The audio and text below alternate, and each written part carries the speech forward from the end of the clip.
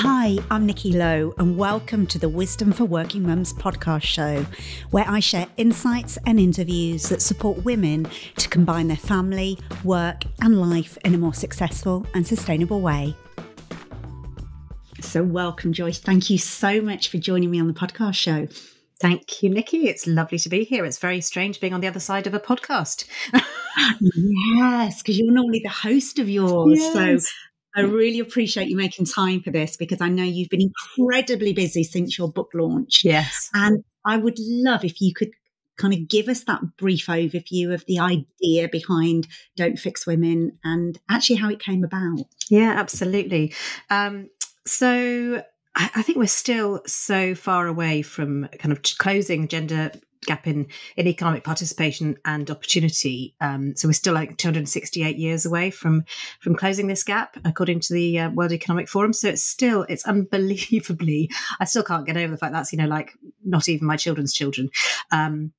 It's a long way away. And I think progress is being made around gender equality, but the dial isn't moving fast enough. And I started my business 5 years ago, focusing all around confidence. And my business was called My Confidence Matters. And it was around women, I believed, needing more confidence to speak up in the workplace. And I still feel very passionately about that. And we maybe talk a little bit more about confidence in a bit. But I think the thing that's really struck me is that it's not just women that lack confidence. A lot of men lack confidence, and they lack the confidence to say they lack confidence. And it's not really, you can be really confident. And if organizations are not designed and set up in a way to allow progress and understanding of individual needs and things like that, then women just leave. And I think for me, this was the big kind of turning point 2 or 3 years ago. And I started, talking to clients and talking to a lot of women. I used to written about 70 articles for Forbes, interviewing a lot of senior women within business. And whilst everybody I spoke to said, they lacked confidence in the past, but the conversation always kept coming back around to actually it's the organisations that need to change. It's not the women that need to change. And this is, I think, a lot of organisations were built by men for men. And this isn't by any means, having a go at men. It's just the way things have been in history. That's just the way things have evolved. And I think what we need to do now is really recognise not just the difference between men and women, but all genders, intersectionality, lots of, each individual person that works for an organisation is an individual at the end of the day, and everybody needs something different. And I think it's being really mindful of what that looks like. So, I think, that's sort of where the origin of the idea came from. And so when did you start writing the book? Was it around lockdown time? Or? I couldn't do it during lockdown because I was so busy homeschooling, that hellish time of homeschooling. I started, I suppose, having some thoughts around doing it over lockdown. And then it took me about 18 months in total from kind of concept to doing I did a book proposal challenge with my publisher, and that kind of kick-started the process. And it's funny, from talking about confidence, I have very little confidence in my own ability to write. So the first conversation I had with my publisher was like, I don't think I can do this. Maybe I should get a ghostwriter. And I really just didn't think I had it in me to do it. So that was a massive challenge for me personally. And as you know, being a business owner, you have to kind of push yourself to do these things. Nobody's telling you that, you have to do it. And I was like, well, I've told everybody now I'm going to do a book, so I have to do it. So it was, it took me about 18 months, I think. And I had Claire, my right-hand person, who was just amazing. She was there every step of the way with me, helping me with the book. So it's been a fantastic learning journey for me personally, as well as hopefully being a good resource. Now it's out, it seems to have had very good feedback and positive, Amazon bestseller, and came out with Michelle Obama. It was on the top rankings next to Michelle Obama at one point, which was very exciting. Which is phenomenal. I mean, it is such a brilliant book, and the work that's gone into it. So, just huge congratulations to you. And I really appreciate you sharing that. Actually, it didn't come easily either.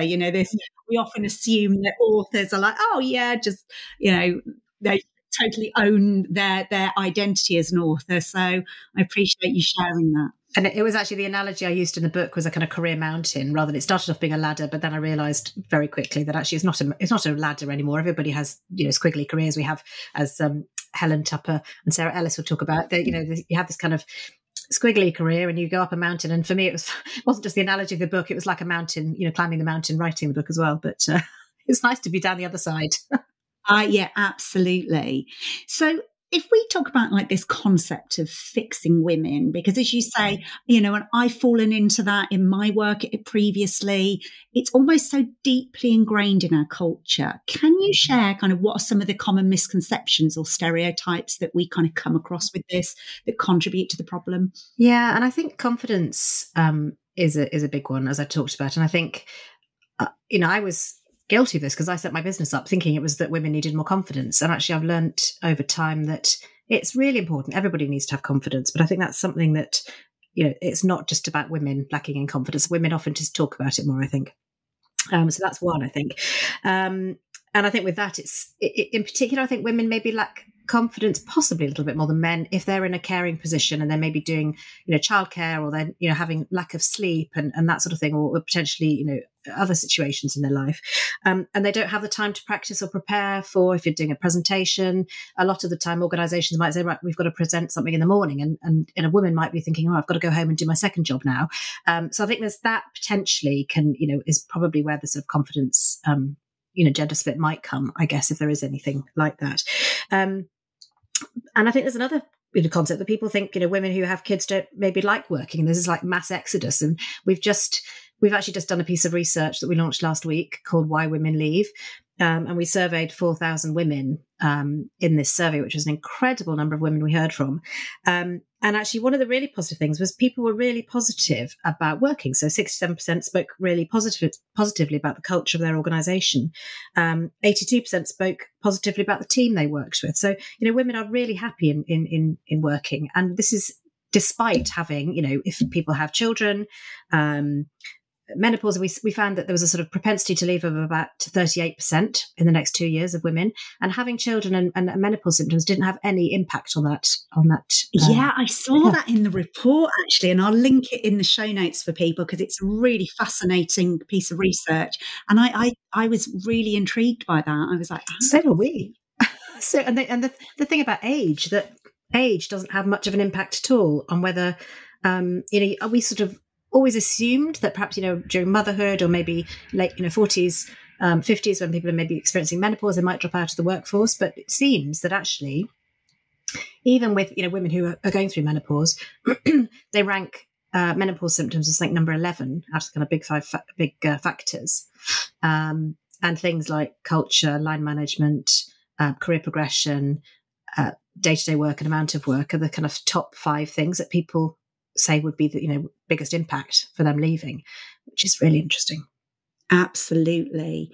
So obviously in the book, the premise of it is you advocate the shift in focus from fixing women to the fixing of the systems.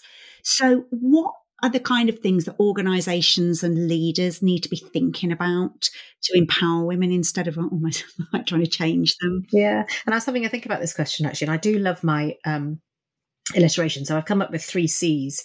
Another sort of, we haven't got this in the book, but I've just sort of come up with it now. But I think there's something about confidence, and as an inclusive leader, having that confidence to be really curious.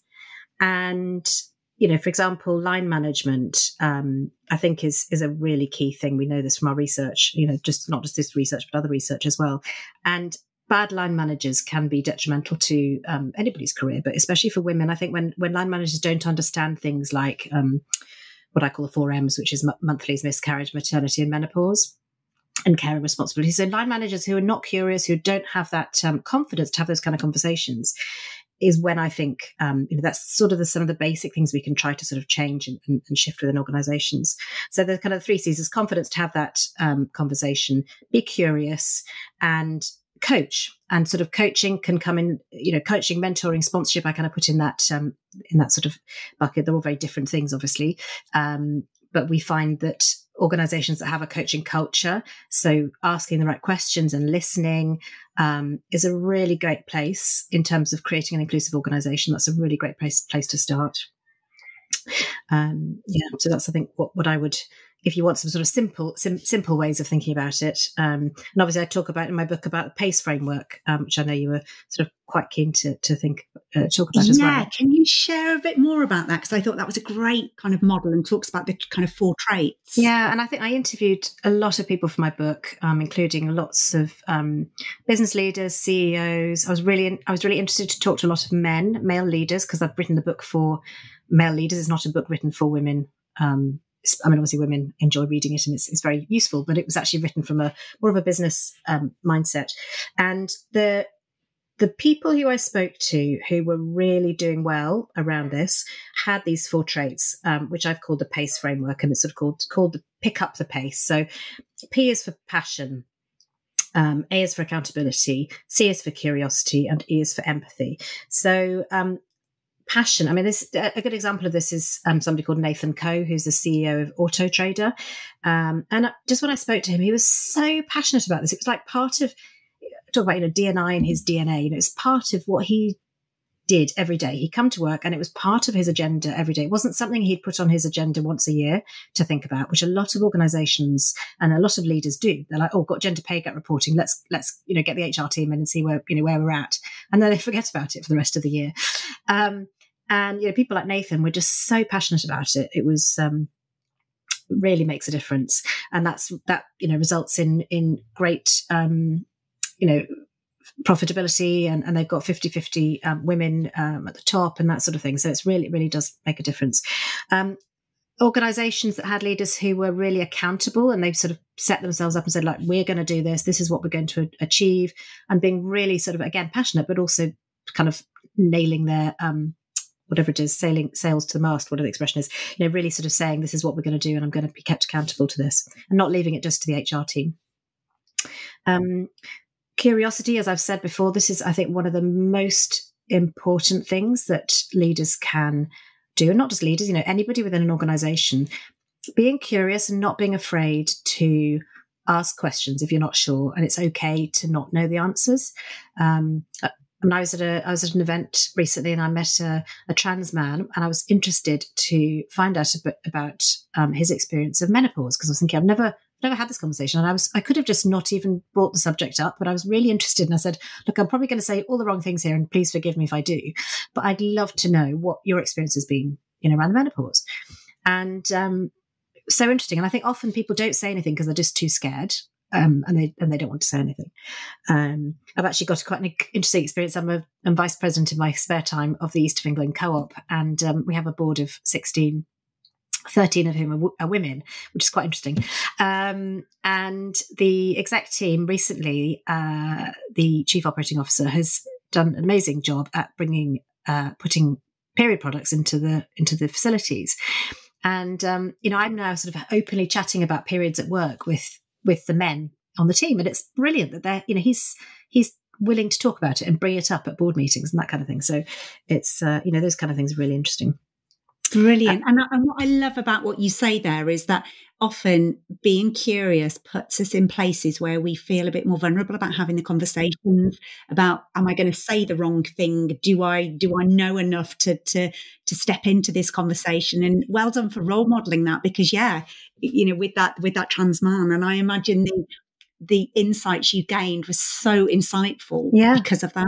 And it happened recently as well. I was on a panel with a non-binary person as well, and it's kind of, when you're not comfortable, it can be quite easy just to hide and not have that conversation. And we were also running an allyship program for a law firm recently as well, and one of the partners said, by the end of the session, he said, he admitted, he said, I didn't tell anybody what I was going to do today. I didn't tell people I was coming on a 2.5-hour workshop about allyship. And he said, I'm going to go back and tell everybody that I've done it, because he was a bit afraid of saying it at the beginning. But then he could go in and sort of talk about it afterwards. So, and then finally, the E for in PACE is empathy. I think COVID really helped with them being empathetic and having more empathetic leaders, and I just hope that can continue. People being really understanding of what's going on in people's lives. Yeah, I love how all of those kind of feed each other, because actually it takes the curiosity to be able to have empathy. You can't. you can't be empathetic about something you don't have insights or understanding of, but you've got to be passionate about actually even being curious. And then how do you hold yourself accountable with that knowledge then to do something about it? Yeah. And the other thing I talk about is pick up the pace, because, and this is quite funny, I was talking to David Schwimmer, not the one of Friends, might add, the David Schwimmer who's the head of the London Stock Exchange. And he was telling me a story about when he was, I think he was doing a conference or something, and a woman in the audience said to him, "So what are you doing about gender equality?" And he said, "Oh, we're doing this, that, and the other, but it'll take a lot, it'll take a long time." And he told me, he saw her face as if to say, "Well, why is it going to take a long time? Why don't you just prioritize it and get on and do it?" So this for me was the kind of the thing that kind of summed up the whole PACE framework. Is actually, it's okay, you need to get on and do it today. You can't wait. This is something that has to happen today. And it's almost like climate change, isn't it? Everybody's talking about it, but it's like, where's the urgency in it? And as you said right at the beginning, 268 years, that, for it to shift in our grandchildren's lifetime, it needs to really, really be put as a priority. And so then if we think about actually what can individuals do. So if there's somebody listening to this, and the majority of my listeners are women, but if we were to think about, it might be a woman who's in a leadership position in an organization, what can we actually do to really affect those changes then and break down barriers? And I love in your book, you talk about turning ripples into waves. What might be some of these practical things? Yes. And I think, obviously, the more women you have in senior roles, it's a bit of a virtuous circle. The more women you have in senior roles, the more they can role model, and the more they can bring more women up through the ranks, hopefully. Not always the case, I might add, but most, if you have a great sort of female inclusive leader, they will bring people up, they will role model these behaviours. And so it's sort of, we need to get more women in those senior roles to be able to enable that to happen. And I was at a conference being run by the FT a little while ago, and Liv Garfield from Severn Trent was on the being interviewed, and I just loved what she talked about. She's the CEO, and she was talking about, she believes her role is creating footprints for other women to follow in her footsteps, which I thought was such a lovely analogy. And we had an event last week, and Saya Gambari, who's the head of business consulting at EY, and she's got a team of 2,000. And again, she was talking about how she's really passionate about role modeling this and really bringing people through. So we need more women like that to be able to sort of be showing that. Obviously, that's not an easy thing to do, so you need to kind of build the pipeline. But I think some of the other things that are challenging are things like microaggressions, unintentional microaggressions that still happen day in, day out, which just amazes me that these things, and these are not people trying to be vindictive or nasty or anything like that. It's just, people sometimes, perhaps maybe talk to a younger male colleague rather than a senior woman who's in a meeting, for example. Or, I've heard stories of women having left organizations because the male partners were saying, "Oh, how can you be working when you've got children? My wife never worked, and how don't you feel bad about leaving your children in childcare?" And just little things like that are really it's not called for. And I think we need to all step up and be aware of these conversations and step in and challenge these kind of comments if you hear them. Absolutely. And I think, as you say, as we get more women into leadership, that really, really makes a difference. And what are some of the things that you're seeing these great leaders actually do, whether they be initiatives or whether they be, as you say, calling out those microaggressions? What are some of the practical things that, if we were to watch them, that you're seeing that are being most effective in organizations to fix the system? Yeah, and I think it's a big one. It's a really big question. And I think there's the research we've done recently that I was just talking about, the Why Women Leave, shows there are 5 big factors that are impacting whether women stay or go. And those are organizational culture, which is a massive thing in itself, line management, and having great line managers. And we can come on to that if you want to, in terms of, what does that mean? And there are so many bad line managers, and we've got to fix that and actually bring in this sort of like curiosity and empathy piece. We have things like, career progression is so important for women, and those organizations that are doing that well, thinking about maybe, thinking about it's not all about upwards progression, it's about forwards progression as well. And having, the right training and development in place to support. Also, just giving people a chance to take time out. I was chatting to Brian McNamara, who is the CEO of Haleon, which was GSK Healthcare, when I was writing my book, and he was explaining to me he hadn't really thought about it before, but he had a senior woman on his team who he absolutely, valued so much. And she went to him one day and said, "Look, I've just got to give this whole thing up because I'm struggling with my, the time in my life. I can't do this work and look after children and everything else."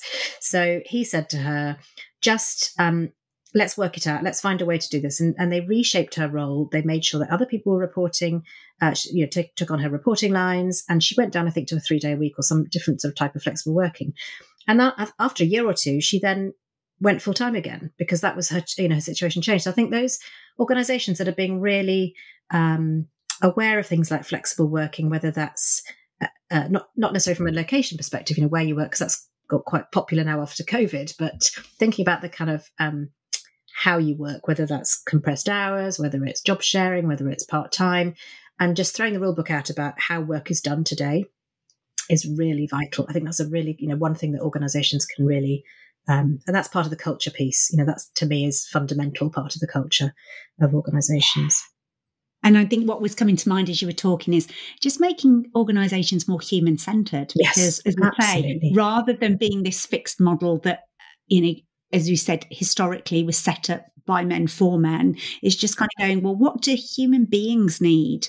And I suppose that plays into my next question, I suppose, about intersectionality, because you've already talked there about kind of the inclusivity of perhaps women of colour or LGBTQ plus, or, women with disabilities.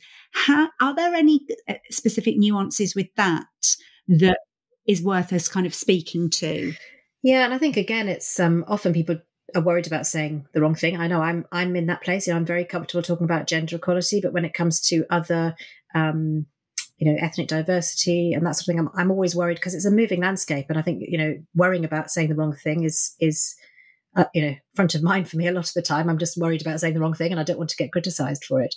And, it's such a contentious issue. It can be such a contentious issue in the press and that kind of thing as well. So I think that, the research we've done, when I said that age didn't, sort of personal characteristics didn't have much of an impact on whether women stayed or left the organisation, the one thing that really had a difference was that white women, we found as 37% likely to leave their organisation in the next 2 years versus 49% of black women. So, and there was sort of Asian and other minorities were sort of in between those two. But that was really interesting because that was the only personal sort of characteristics or identity that actually showed a difference. And I think it really is, personalization is something I talk about a lot. This, again, like your sort of being human-centric, just asking the question, how are you? Starting any conversation, how are you? What's going on in your life at the moment, kind of thing. Just be interested and be a human being. Don't, we're all humans at the end of the day. We're not robots yet. So I think personalization is a big theme for me, and that's kind of the golden thread that runs through my book. Really understanding individuals and equity, the difference kind of between equity and equality. Really understanding what you can do to provide what a person needs, as opposed to providing something you think everybody needs. And then allyship is a topic we're talking a lot about with organisations at the moment, and whether that's being an ally to women, whether it's being an ally to somebody with a disability or from a different ethnic group, then I think that's really important because it really helps people to understand a bit more about that lived experience of those individuals. So by opening up those kind of conversations and really understanding what it's like. So in the case, the workshops we do around allyship and gender equality, it's really understanding, what have you ever felt excluded? What does it feel to be excluded? And if some people haven't ever felt like that, so it's just helping to kind of get them into that mindset, and then giving them some practical things they can do to sort of be a better ally. I love that. And there were a number of kind of different things that went through my head as you were talking then, but you've specifically talked about the allyship piece there. And I think in your book, you share this brilliant gender ally matrix. Would you mind just speaking to that, please, about what part of that matrix? Yeah. And that's interesting, because that was one of the brilliant things about working with my publisher, Alison Jones, because she was really like encouraging, well, she encourages all her authors, but, to try and help to visualize some of the concepts in the book. So I hadn't even thought about doing a gender allies matrix until I'd done the book. And it was really useful as a sort of, for me personally, in my, developing my thinking and that kind of thing. So I came up with this matrix, which is looking at your belief around being an ally, and the actions that you're taking. And it's a 2x2 model. In the bottom left-hand corner, it's when you don't believe in being an ally and you're not doing anything. So I call these ostriches. You kind of putting your head in the sand and you're just thinking, oh, I just hope it'll go away. It's nothing to do with me. I'm quite happy as I am. So that's the kind of bottom left-hand corner. And then if you go to the kind of top left-hand box, you have what I call performers. So they don't really believe in it, but they're just doing it. They're kind of ticking a box because it looks good on their CV. They've been told they have to do it. They're kind of measured on it at work, but they don't really believe in it. And then you kind of go to the bottom right-hand side, which is the area we probably work mostly with. And I call this group of people apprentices. So they really believe in doing the right thing. They really want to help. They really want to support. Sometimes they may have children, girls, they might have wives they want to support, or girlfriends or sisters. And they really want to help, but they don't know what to do. So then that's where they're kind of low on the action. And then what we do is we work with those people to help move them up to the top right-hand box, which is the champion box, where they're really believing in it and they're doing loads around action and being a great ally. And they role model that, and they then share that with other people within their business. So, and then part of that program that we run around allyship focuses on what I call our spaces framework, which breaks things down again to another level of detail. So you've got some practical actions that you can take, because as you probably can tell, I quite like practical actions because people can get hold of them and do them. Yeah, and actually, what I loved at the end of your book, actually, you break it down into actions and these quick wins to try, which I think is brilliant because it really makes it, oh yeah, that's something I could have a go at doing. And it reminds me of, I interviewed Mary-Ann Sieghart for this podcast around the authority gap.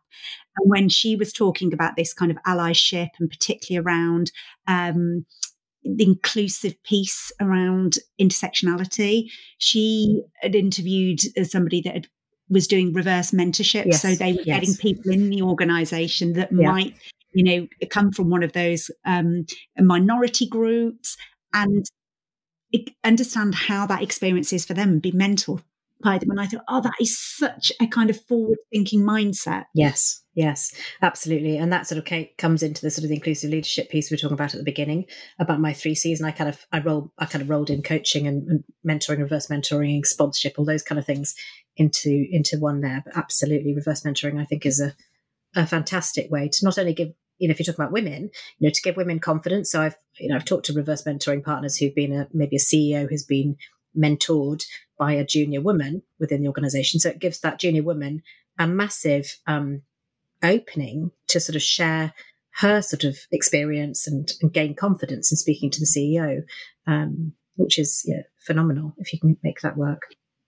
And plays so powerfully into that culture piece, isn't it? It's almost like we've heard so many reports recently of organisations that are found to be, deeply racist and deeply misogynistic. And it's like, well, how would you know as a leader if you don't see it? Because either unconscious bias, or you're not at that level where you see it being played out. So I think that's really powerful around that. And getting that sort of that proportion on the leadership team or senior leadership team that are, proportion of women that feel they can speak up about these things. Because I think when you have majority, male workplaces, I think that's often where these sort of misogynistic cultures happen, because the women don't feel they can speak up because they're a lone voice and they feel like they're just, they can't make an impact. And it plays back to your piece about, the women of colour that actually more are looking to leave. because the research about being a double only, you might be the only woman, but if you're an only woman of color as well, that kind of, that isolation is Absolutely. further. And I'm actually, the podcast I'm doing on Thursday actually is with Pauline Miller, who's the Chief Equity Officer at Dentsu. She used to be head of culture at Lloyd's of London. And I think she's sort of been that kind of the only woman and the only black woman in a lot of situations. So it'll be really interesting to chat to her on Thursday. So there's so much. I would really, really recommend people dive into your book. Not only, as you say, it's useful as women, because I think some of the frameworks where you've consolidated the thinking so brilliantly, I think are useful to take into an organisation, but maybe to give, male counterparts, to give them insight into this. So that is fantastic. So I suppose one of my final questions is, what do you hope readers will take away from your book? And what do you hope that translates into in terms of actionable steps for the future? So I think the main thing really is that it doesn't just help women. I think it's, by putting in place, this is the thing that surprised me most. I set out to write a book about how it could help women. And then by the end, I was like, well, actually, creating these cultural frameworks around allyship, flexibility and coaching, just that benefits anybody. It's not about being a woman. So it's like, well, actually, why not? Why don't we just do this? It makes the world a better place at the end of the day. And I think, what you can do in terms of small steps, when I use the analogy, sort of the Chinese proverb saying, the best time to plant a tree is 20 years ago and the next best time is now. So I often sort of say to you, what seed can you plant today? It doesn't have to be a big thing, but think about what legacy you want to leave.